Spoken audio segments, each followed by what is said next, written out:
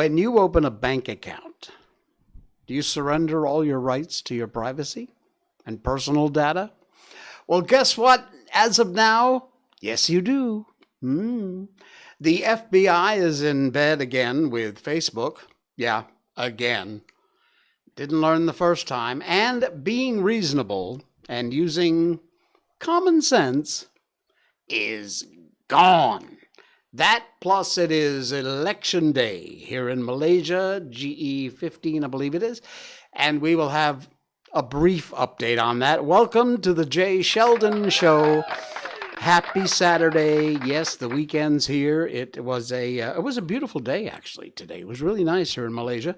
And at night, as usual, of late, it's raining. It's really raining very hard in some areas. Here, about half hour ago, it was pouring, and now it's gone away. But there's still some lightning and thunder in the distance, so that's happening. All right, we've got lots on the show tonight. Yes, we do, and we're gonna start right off with our Miko update, of course. Miko update. Ooh. Sorry, I was sneaking a coffee during the opening. The Miko update. Ong Chi Kyung has liked the stream. Thank you for that.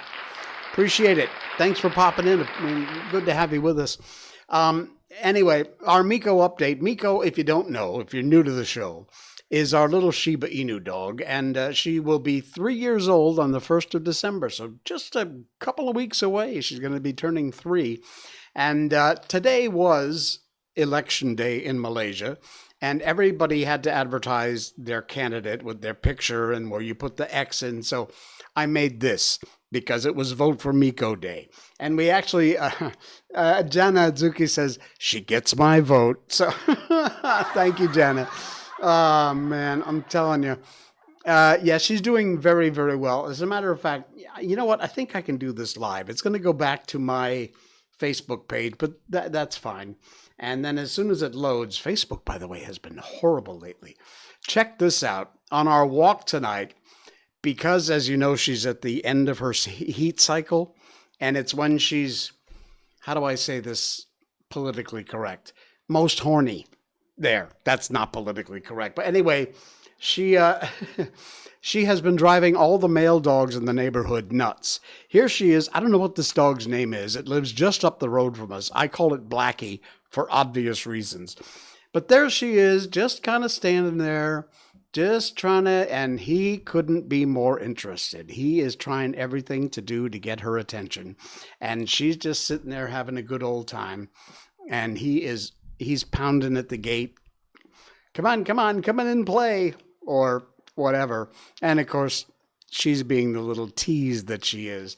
Now, let me just pause this. She's got another dog on our walk. The beginning of this is a bit out of focus because I just had to quick shoot. But there is this wonderful family that lives a few streets away from us. And for some reason, this male dog, she is fascinated. We call this guy her boyfriend because she will stop by every time we walk and try and see if this guy's home and if she goes nuts, not just when she's in heat. But of course, at the moment, she is. And so you really can't see him because their gate's a bit closed up, not like Blackie. But this is her going nuts tonight when she was trying to get his attention. He is there. You can see his little nose there underneath the gate. So he's there, and she is trying everything to try and get his attention. And he's giving as much of it as he can, sticking his nose through the gate. So he'll pop up over here sometimes, and they'll give kisses. So, yeah, that was Miko out on her walk, doing everything she can to try and get the guy's attention. So we didn't see Max tonight, the golden retriever. That would have been a video. I will try and get that for you. Hopefully, maybe tomorrow we'll see him. I'll show it to you on Monday. So anyway, yeah, that's that. I'll tell you what. As I mentioned, it is election day in Malaysia. And can I just say, you Malaysians have some ugly fingers. Now, it's not just the finger. It's the finger with purple. Okay, let me show you. These pictures have been all over Facebook today and Instagram and Twitter and you name it. Here in Malaysia, we have, yeah, I know for some people it seems a bit archaic, but it works. We have this indelible ink, and when you cast your vote, you stick your finger in this ink, and it doesn't rub off for a long time unless you purposely go at it. But this shows that you have voted. It seems a little 18th century, but it works. And before you Americans start laughing at our system here in Malaysia, let me just add that the polls closed about 6 hours ago. And tabulations are already coming in, and we will know, likely even before midnight, who's won the vote. So there you go, America, especially, say, a place like Maricopa County, you freaking morons, criminals. Yeah, so laugh if you want to about our crazy finger stains here in Malaysia. But we're getting it done, and good on you.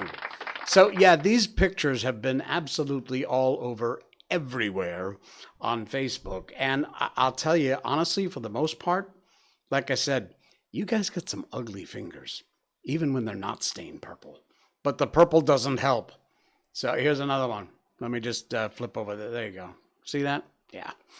Oh, man, that's just gross.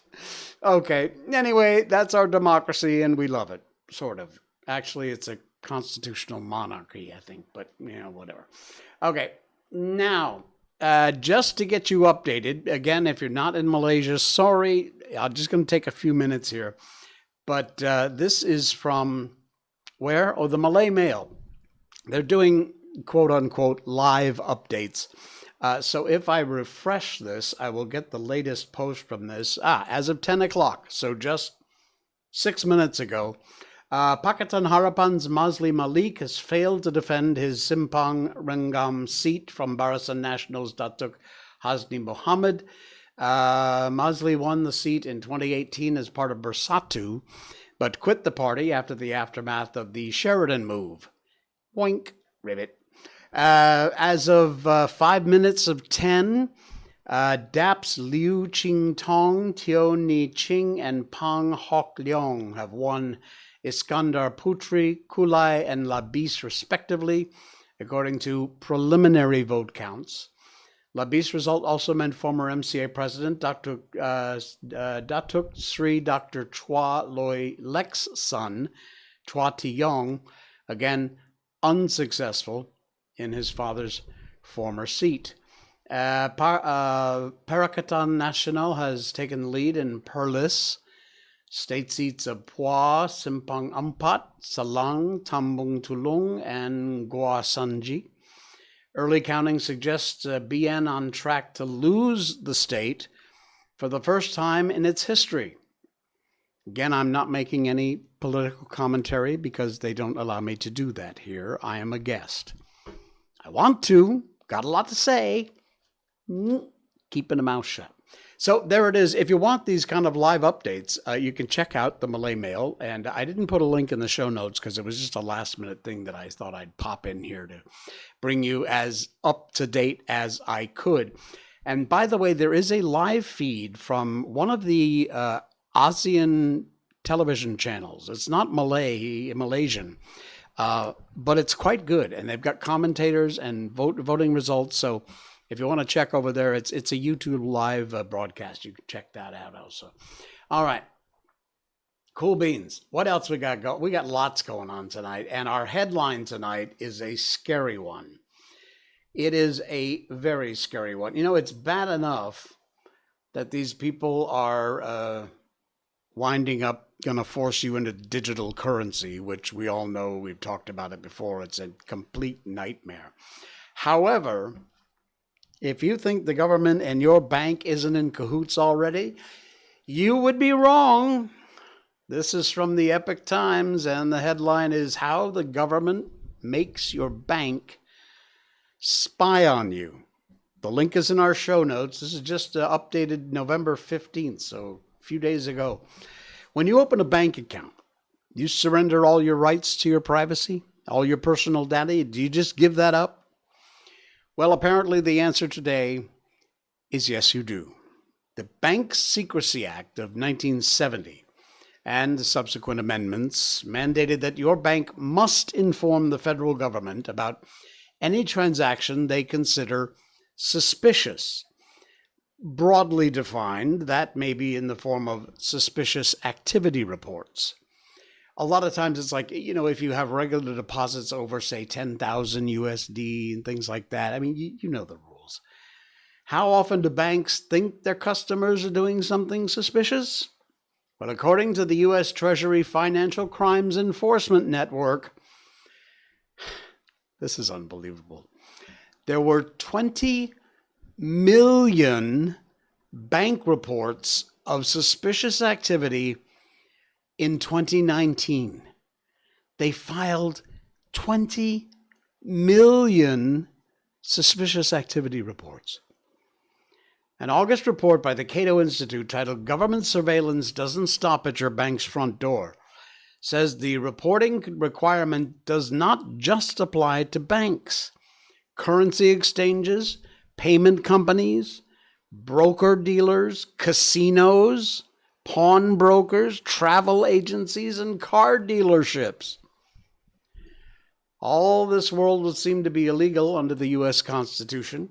The Fourth Amendment, for example, prohibits unreasonable search and seizure by the government and establishes a requirement for the government to get a warrant, you think, and show probable cause of a crime before that warrant is granted. However, according to the author of the Cato Report, Jennifer Schulp, one reason the government surveillance by proxy, here we go again, has been allowed by U.S. courts, including the U.S. Supreme Court, is something called the third-party doctrine. The third-party doctrine is a legal principle that essentially removed the expectation of privacy you have from information that is shared with a third party, including your bank. So under current Fourth Amendment jurisprudence, the information you give your bank, whatever it is no longer private. And it's no longer private, meaning it goes straight to the government. They get everything. Without a warrant, without just cause, they just get it. This goes on to explain some details about exactly what's wrong and how extensive all this government surveillance is. Trust me, it is an eye-opener. The link is in our show notes. You really should check it out because the details are scary at best. And as if that weren't enough, here we go again. I've done stories like this in the recent past, and it's happening again. This from the Epoch Times also. FBI director, that criminal who I cannot wait until he gets investigated, and that's going to happen. The FBI director, Christopher Wray, cannot be sure whether Facebook is sending user information to agents. We are right now live on Facebook, so hello FBI, nice to see you.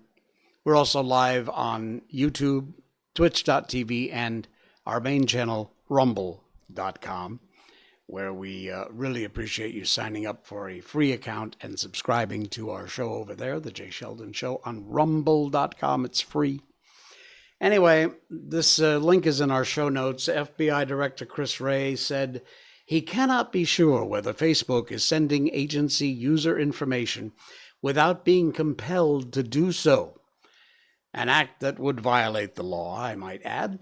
Wray's remark in response to a question from Rand Paul. Boy, you do not want to be in front of Rand Paul on one of these committee things.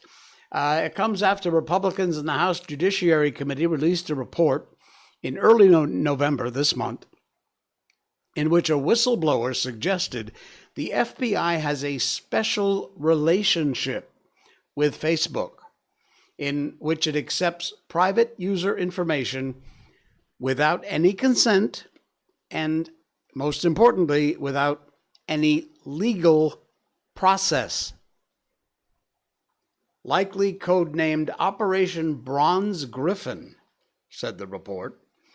It alleges that types of user and content that Facebook provides the FBI have a very partisan focus, tending to only concern users from one side of the political spectrum, and you can just guess which side that is, and that there is an enormous, no surprise here, pro-Democrat bias within the FBI.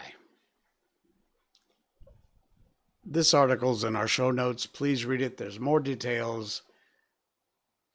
You know, I just saw a YouTube video tonight from some guy called, I don't know, Nate the Lawyer. Very interesting. But he took a look at the problems and the enormous losses that Meta is having. Meta, formerly known as Facebook. And, of course, the app is still Facebook. But the hundreds and hundreds and hundreds of millions in value that Facebook has lost just in the last, I mean, in a single day, they broke their own record for biggest loss ever by a company. And, you know, everybody is disappearing off of Facebook. Facebook, honestly, the way Facebook has been coming up for me lately, this algorithm, the kind of crap they're feeding me, I'm just not interested. It's not working. It's junk.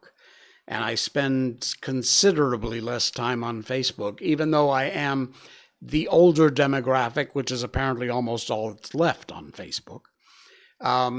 Young people are moving to other platforms, including Instagram and, sadly, TikTok.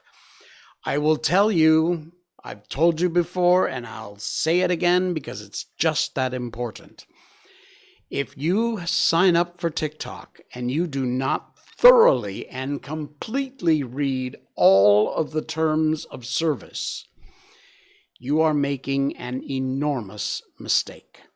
Now, they did do some sort of, you know, Facebook hired some conservative firm to try and, you know, cast suspicion on TikTok because TikTok's stealing a lot of their younger audience, tons of them, millions of them. You didn't need to, all you need to do is encourage people to read the TikTok terms and conditions. I did, which is why I am not, will not ever be on TikTok. In my lifetime, if I live to be 1,000, I will never put that spying crap Chinese app on my phone. You will never see me on there. And if you have it, well, you can just say goodbye to all of your privacy and all of your personal data. They have the right to change any posts you make, to delete whatever you put up there. They have the right to access all of your contact information on your phone. They basically own your ass. 1,000%. If you are on TikTok, you are an idiot. I know, millions of people are. Well, millions of people are having their personal data, who knows what else they can access, stolen. And it's going straight to China. So have fun on your TikTok with the little dancing videos. One of these days, you will be sorry. Right now, I've said it before, seriously considering just dumping my Facebook feed on a permanent basis. Because I'll probably keep the account, but putting my show on Facebook it just isn't sitting right with me because of the crap that they're doing, getting in bed with the government again. And this is just the stuff we know about. All right. This is an international story, but sadly, extremely sadly, it has a Malaysian angle. Again, it's from the Epoch Times, and again, the link is in our show notes. And it starts off with a very sad picture of two of the victims of Malaysia Airlines flight MH17. The crash picture rests on empty chairs during a protest outside the Russian embassy in The Hague, Netherlands. It doesn't change anything. Mixed emotions, as the court verdict for MH17 has been handed down this just 2 days ago. Families of Australian MH17 victims found some solace in the overnight conviction of 3 people in the downing of the flight, but said their family members, of course, would never return.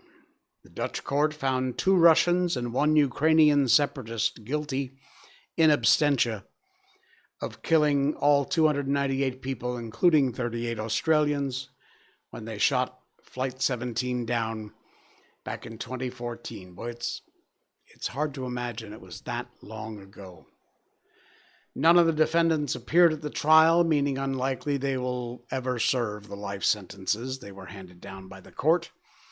Marin O'Brien, the mother of a victim, says she felt relieved because her son would have wanted the truth out. I also feel sad, she told ABC News, because for all of us, it doesn't change anything.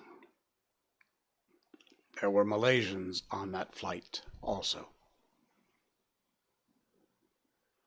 Sad, sad story. Justice for MH17. So they've convicted and sentenced to life 3 people, and honestly, it's just wallpaper at this point. It doesn't matter, and nothing will come of it.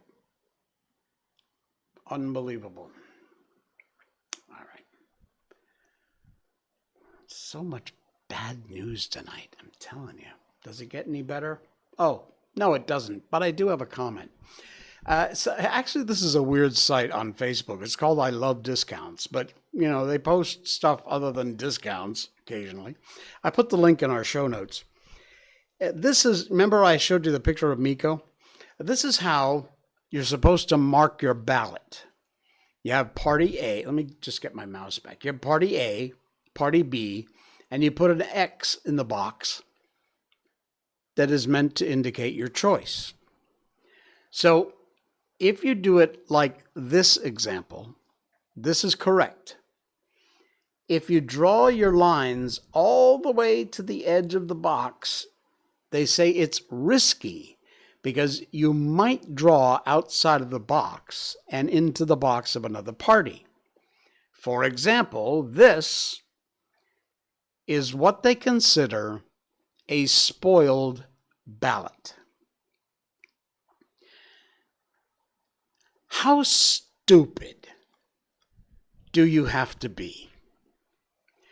You look at this, and just because that little tiny nipple of a line went into that Party B box, they consider this ballot spoiled. Like you can't look at this freaking thing and figure out, obviously, who the person was choosing. Are you that freaking stupid? But no, a little tick went into the bottom box, so spoiled ballot. Like I said, common sense is dead. You look at this, and it's as 1,000% you can tell who this person meant to vote for. There is no question. You'd have to be a complete freaking moron. You'd have to be Fetterman to believe that that might be a vote for Party B. And yet, it is legal to spoil that ballot and not count it. Common sense is dead. And I hate that. One of these days. All right. You ready for some deep fakes? Oh, yeah. This is a cool story. This is from freethink.com. Links in our show notes. Do check it out. Tom Cruise deep fake is the work of a very pro VFX artist, visual effects. I'm in that business, so I know from what they talk. It took a lot of effort to make the convincing deep fakes that were posted to TikTok. There it is. The ability to put one person's face on another person's body in a video. Nothing new. Professional VFX artists have been swapping actors' faces for stunt doubles for decades. Deep fakes, however, are relatively new. In these videos, faces aren't swapped painstakingly by VFX artists, but it's all done effortlessly by AI software. And these clips currently aren't nearly as convincing as professionally edited videos, but many worry that one day soon they will be. Let me see. I thought somewhere here we had, maybe not. Maybe it's in the next story. Anyway, Chris Ume is one of about 20 deepfake artists and technicians working with Deep Voodoo. It's a studio founded by South Park creator Trey Parker and Matt Stone to make deepfake-based entertainment, including their Donald Trump skewering web series Sassy Justice, which also includes a Tom Cruise puppet. Ume shared the TikTok channel. Please don't go to TikTok. The Tom Cruise deepface videos in his LinkedIn. And Fortune confirmed he was the creator of the clips. So, there is okay, here we go. Here I think is the video. Let me just mute this. Deepfake breakdown. Here's how they did it. Take a look at this. This is so cool. That's the deepfake on the left, and that is the original on the right. Look at that. I mean, other than lighting, there's no difference. That is insane. And here's a breakdown of how the how the deepfake, they mask the face, and then there you go, there's the face mask, the aligned faces. Going through all the data source, every possible picture of Tom Cruise they can find, and there it's building until, boom, there you go. Look at that. That is incredible. Look at this. That is nuts. Unbelievable. Final comp put together, and there you go. Look at that. Wow. Amazing, huh? Incredible. And a bit dangerous, because the day will come when you wind up with, say, a president of the United States going live on TV and making some announcement, and maybe it's not really him or some other leader of a country. Well, deepfakes are now in trouble. I got a follow-up story to this, which is really cool. This came up from the techspot.com, links in our show notes. An Intel detection tool is using blood flow to identify deep fakes. 96% accuracy. Your move, deep fakes. Deep fakes, one of those technologies, while impressive, often used for nefarious purposes. Their popularity is growing. Companies have been working on ways of identifying real video from altered ones for many, many years now. But Intel, the company Intel, has a new solution that looks to be one of the most effective and one of the most innovative. Deep fakes usually involve superimposing, as we just showed you, somebody else's face onto another person. And websites began banning videos where this technique was used. For example, it's been used to put famous actresses' faces into porn star bodies.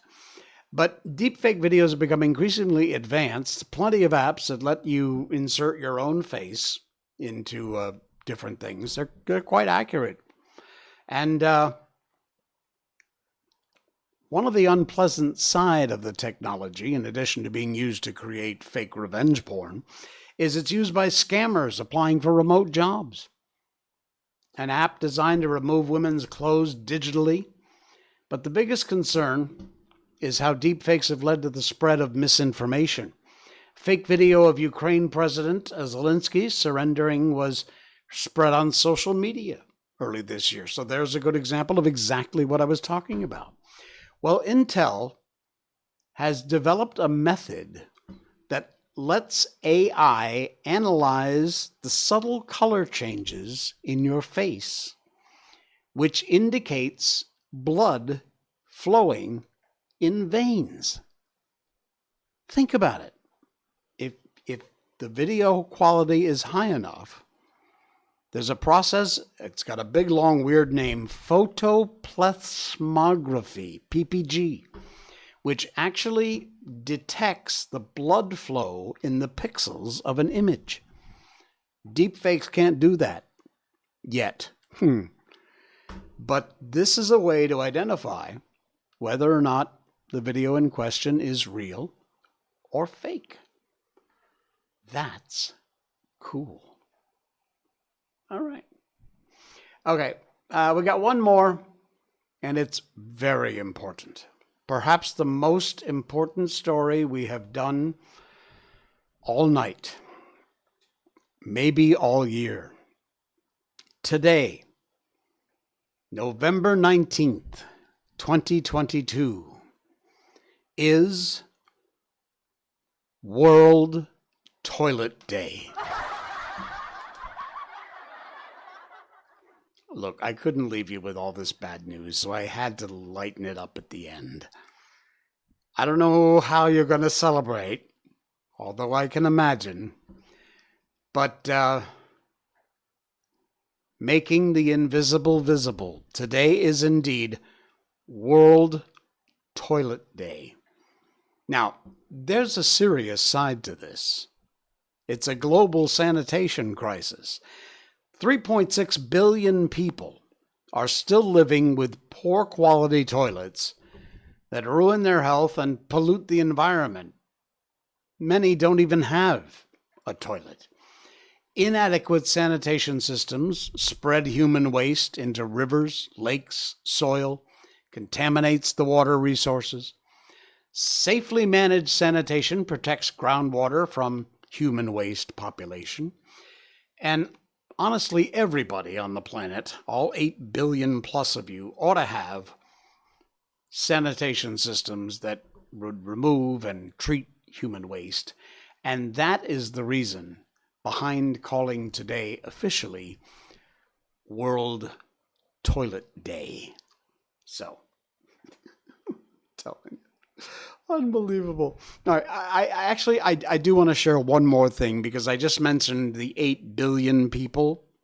I found this site. It's worldometers.info.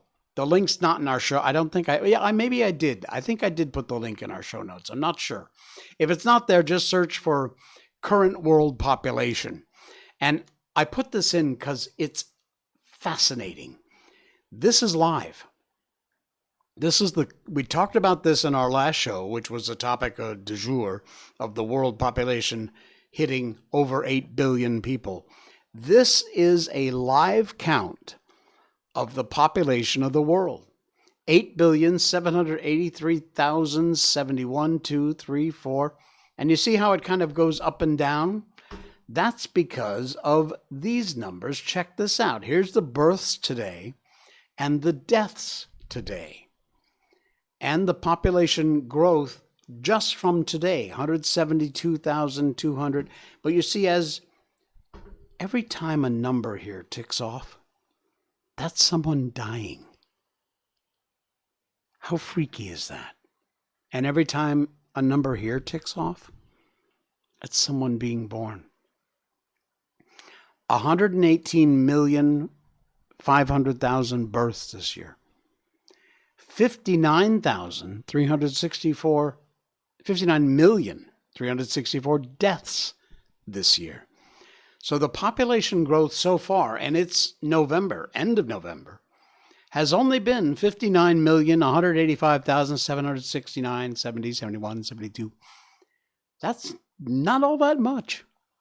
But to sit here and watch these numbers click live is, maybe I'm just a geek, but to me, that's absolutely fascinating.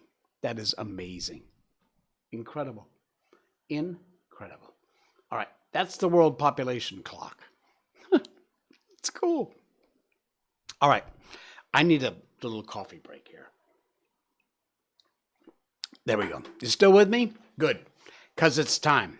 It's time to move on to our book. We read books on this show. You know that if you've been around for a while. If you're new to the show, we do classic books. We've done almost from the very beginning of our show, 288 or 89 shows ago. We've read The Wizard of Oz, The Little Prince, Winnie the Pooh, Alice in Wonderland, Peter Pan, you name it. We've done so many classic books, and right now we are doing the original Bambi. Actually, there was only one Bambi, written by Felix Salten, a German author in German, and it is virtually the same story that was turned into the amazing animated film that Disney put out back in the 60s. We're up to chapter 13. Bambi's growing up fast. So here we go. By the way, before we get into our book, please do like and subscribe to our channel, wherever you're watching, Facebook, YouTube, Twitch.tv, and Rumble.com, of course. They're all free, and subscribing is free, and it helps the show out a lot. And to our podcast listeners, thank you so much for all your downloads and for your subscriptions, too. All right, here we go with Bambi, chapter 13. It was summertime, and it was burning hot. This yearning began to rise again in Bambi, the yearning that he'd felt earlier, but this time it was much stronger than before. It boiled in his blood. It made him restless. He wandered far and wide. One day, he came across Faline. He'd not expected to find her at all, for his thoughts were at that time very confused from all the restless yearning that had possessed him, and he hadn't realized she was there. And now she was standing in front of him. For a while, he was speechless, merely stared at her. And then, awestruck, he said, "Faline, you've become so beautiful." Faline retorted, "Can you still recognize me then?" "Of course I can still recognize you," Bambi exclaimed. "We grew up together, didn't we?" Faline sighed. "It's been so long since we saw each other." And then she added, "People can become complete strangers to each other." But she said it in a teasing way, simple, elegant, like she used to do. They remained together where they were. "The path here," said Bambi after a long pause, "is the path I used to go along with my mother when I was a child." "It leads to the meadow," said Faline. "It was on the meadow that I first saw you," Bambi said, almost gaily. "Do you remember?" "Yes," Faline answered. "Me and Gobo." She sighed gently. "Poor Gobo." Bambi repeated her "poor Gobo." And then they began to talk about those days, and frequently asked each other, "Do you remember?" Turned out to their delight, they both remembered everything. "Out there in the meadow," Bambi recalled, "we played tag, remember?" "I think we did," said Faline, and then she jumped away in a flash. At first, Bambi just stood there, wondering what had happened, but then he rushed after her. Wait for me," he shouted gaily. "No, I'm not going to wait," Faline teased him. "I'm in a tremendous hurry." And in short leaps, she curved her way far across the bushes and grass. Well, finally, Bambi caught up to her, blocked her way, and they stood quietly together. They laughed and were very contented. Faline suddenly jumped in the air as if something had stung her and leapt away again. Bambi rushed after her. Faline made a curve and then another, threw herself from side to side, and got away from Bambi time after time. "Stay where you are," he gasped. Just stay where you are. I've got to ask you something." Faline stood still. She was curious and asked, "What do you need to ask me?" Bambi said nothing. "Oh, well, if you're cheating," said Faline, and was about to run off. No, Bambi quickly exclaimed. "Stay there. I I want to ask you, do you love me, Faline? She looked at him with even more curiosity than before and felt slightly wary. I don't know. Yes, you do, Bambi insisted. You must know, and I know it too. I can feel it perfectly well that I love you. I've got a furious love for you, Faline. So now tell me, do you love me? Maybe it could well be that I'm fond of you, she answered casually.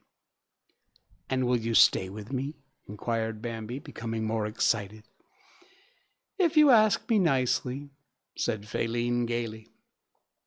Bambi lost control of himself and exclaimed, I'm asking you, Faline, my love, my beautiful Faline, do you hear me? I am asking you with all my heart. Then I certainly will stay with you, said Faline softly. And she was gone. Enchanted, Bambi shot off again in pursuit of her. Faline swept across the meadow, turning sharply, and disappeared into a thicket. But when Bambi also turned suddenly in order to follow her, there was a stormy rustling in the bushes, and out sprang Carouse. Stop, he called. Bambi didn't understand. He was too occupied with Faline. Let me pass, he said hurriedly. I haven't got time for you. Go away from here, Carouse ordered him crossly. Go away now. If not, I will hunt you down until there's not an ounce of breath left in you. I forbid you to chase Faline. Slowly, Bambi began to remember the previous summer, when he was so often humiliated by being chased away. And he suddenly became angry. He said not a word, but immediately lowered his crown and threw himself at Carouse. He hit him with such a force no one could have resisted it, and Carouse was lying in the grass before he even knew what was happening to him. He got up again as fast as lightning, but he was barely back on his feet when he was struck by another blow that left him reeling. Bambi, he shouted. He was about to shout a second time. Bam! When a third blow slid down from his shoulder and caused him so much pain it took his breath away. Carouse jumped to one side to avoid receiving yet another blow from Bambi. He suddenly felt remarkably weak and realized, to his disgust, that this was now a matter of life and death. A cold fear took hold of him. He turned to flee from Bambi, who was rushing close behind, and realized from Bambi's silence that in every sense his anger and his ruthlessness was determined to kill him. Carouse fell into a panic. He turned away from the path, used the last of his strength to break through into the bushes. There was nothing he could wish for, nothing he could think of, other than to yearn for mercy or for rescue.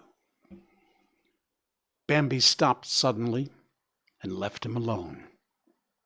Carouse was so terrified he didn't notice this, and ran on through the bushes as fast as he could. But Bambi had stopped because he'd heard the fine call of Faline. He listened. There she called again, in fear, oppressed. He immediately turned round and hurried back. Once he was back on the meadow, he saw her just as she was fleeing into the thicket, pursued by Rano. Rano! Called Bambi. He was not aware he'd called out. Rano was not able to run very fast because his limp held him back, and he stopped. Well, look who it is, he said in a genteel tone. It's little Bambi. Can I help you in any way? I want said Bambi calmly, but in a voice that distorted by the anger he was suppressing and the power he held back. I want you to leave Faline alone, and I want you to go away immediately. Oh, is that all? Said Ronno with contempt. What a cheeky young lad you've turned into. I would never have expected that from you. Ronno, said Bambi even more gently, it is for your sake that I want it. Because if you don't go away now, you will wish you could run away on those legs of yours, but you won't be able to run any more. What? Ronno called out crossly. Because I've got a limp, is it? Is that why you talk to me like that? You can hardly notice it anyway. Or perhaps after seeing what a pitiful coward Carouse was, you think I'm frightened of you? Let me tell you this. No, Ronno, Bambi interrupted him. Let me tell you something. Go away. His voice quivered as he spoke. I've always liked you, Ronno. I've always thought you're very clever, and I've felt respect for you because you're much older than me. But now I'm telling you, for the last time, go away. I haven't got any more patience left. Pity you've got so little patience, said Ronno with contempt. A great pity for you, lad. But now just calm down. I'll soon be finished with you. You won't have to wait long. Or maybe you've forgotten how many times I've pushed you along. Bambi had no words to put against this reminder, and was no longer able to control himself. He rushed at Ronno like a madman. Ronno received him with his head lowered. They crashed together. Ronno stood his ground and wondered why Bambi didn't back away. He was also astonished at the sudden attack, had not expected Bambi to attack at all. He felt uncomfortable at Bambi's enormous strength and realized he'd need to pull himself together. They stood there, pressed brow to brow. Ronno decided he would use a trick. He backed away suddenly so that Bambi lost his balance and tumbled over. But Bambi raised himself on his hind legs and threw himself at Ronno with twice as much fury. Before Ronno had even found the time to stand firm, there was a sharp crack as one of the branches of Ronno's crown broke. He thought his entire forehead had been smashed. He saw stars in front of his eyes, heard a swishing in his ears, and in the next moment, a powerful blow tore open his shoulder. He had no breath. He lay on the floor. Bambi stood angrily over him. Leave me alone, Ronno groaned. Bambi continued to strike him anywhere he could. There was a gleam in his eyes. He seemed to have no thought of showing any mercy. Please, just stop, Ronno begged him pitifully. You do know I walk with a limp. I was only making a joke. Spare me. Don't you understand? It was a joke. Bambi, without a word, stopped his attack. With great effort, Ronno stood up. He was bleeding, and he staggered, and without a word, he limped away. Bambi was about to go into the thicket to find Faline, but then she came out of it. She'd been standing close to the edge of the trees and had seen everything. That was wonderful, she said with a laugh. But then she became serious and gently added, I love you. And the two of them went on their way together, and they were very, very happy. Wow, what a chapter. All right, that's 13. We'll move on to 14 on our next stream coming up on Monday night. I love in this book. Fantastic. The Story of Bambi by Felix Sultan. Incredible. All right, that's going to do it. Please, if you're still with us, like, subscribe, share this show. We really do appreciate it. It costs you nothing. It's all free. Down here somewhere, you'll find a subscribe button or a follow button. And wherever you may be, most importantly, if you can make your way over to rumble.com. And there's a link in our show notes somewhere down there for our Rumble page, and you can follow and subscribe over there if you have a free account. So please do.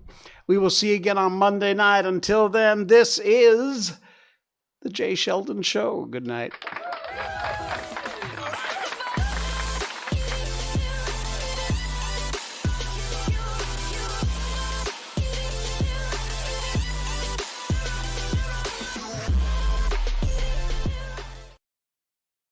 Snort.